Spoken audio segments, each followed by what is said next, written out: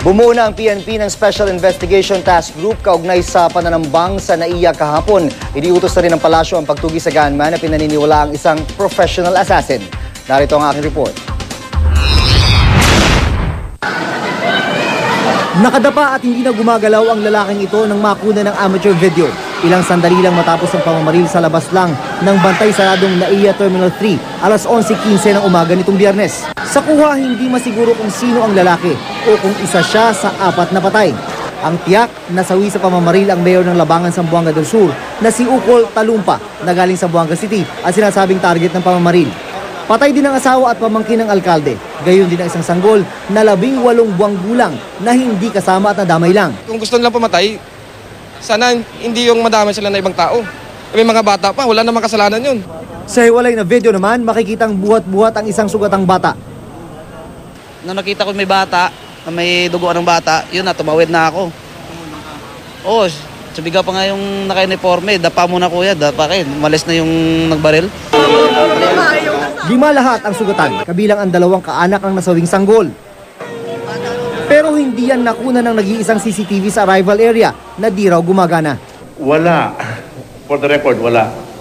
We're going to review whether our security procedure is enough or we need to improve it. Gayunman, ayon sa mga saksi, ang namaril na naka-police uniform ay nakaabang sa grupo ni Mayor Talumpa sa pagitan ng Bay 1 and 2 bago pa sila lumabas ng airport. Nakuhanan pa siya ng litrato ng isa sa mga saksi. Ito, may kuha ko nung bumaril eh. Saan manong? Ayan o, ayan o. Sino bumaril? Ito, ayan o. Police. Police ang uniform, hindi natin alam kung totoo. Matapos mamaril, tumakbo at umangkas ang suspect sa nakabang ng motorsiklo na dala ng isa pang kasama. Bigo silang maabutan ng mga humabol na pulis. Merong duty rin dito na pulis dyan sa counter. Tapos pumunta, meron siyang tiningnan dito. Hindi yung pumutok. So, nagtakbuhan yung mga tao. Hindi rin niya pwedeng putokan yung... Dahil sa dami ng... arrival eh.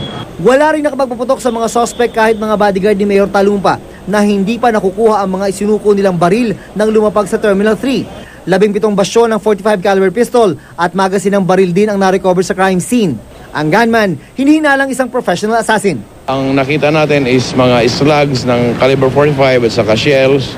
May isang empty magazine. So apparently nag-change mag pa dito. Investigation is ongoing, so hindi pa tayo makaprovide ng details kung ano yung motive.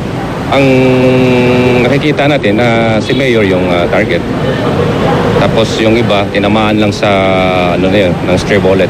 Bukod dyan, sinisiyasat na rin ang binuong Special Investigation Task Group Ukol kung paano nakalusot sa arrival area ang gunman. Mag-iimbestiga na rin ang NBI habang iniutos ng palasyo ang pagtugi sa mga suspect. Ayon sa Manila International Airport Authority, hindi raw kinakapkapan ang mga pumupunta lang sa labas ng mismong paliparan. Bukod dyan, Pag ganun ang suot nila, siguradong nakakalusot sa checkpoints or sa out of courtesy siguro. sa Villamor Hospital, idineklarang patay ang 4 na biktima. Si Mayor nagtamo ng bala sa dibdib at isa pa sa katawan. Sobrang mabait ang kapatid namin na yan. Kaya ganun na kami nasasaktan. Wala po. Isang bala sa ulo at 3 pa sa ibang bahagi ng katawan ang tinamo ng pumanaw ding asawa ng alkalde, habang 4 na bala rin ang tumama sa namatay na pamangkin ng alkalde. Noong November 2010 ay pinagbabaril na rin si Talumpa sa Ermita, Maynila, habang vice mayor pa lang siya. September 2012 naman, nang hagisan ng granada ang sasakyan ng mag-asawang Talumpa sa lungsod ng Pagadian, Zamboanga del Sur. Yun na naman, politika. Politika yun.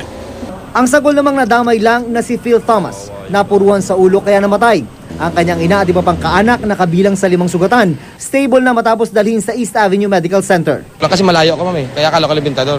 Nung nagkaputukan, mga 10 putok, then tumigil ng seconds, di pumutok ulit, mga 5 putok. Alam ko mga isang magasin. Wala namang konsensya ma'am. Pag gusto mamatay ng tao, wala namang konsensya yun.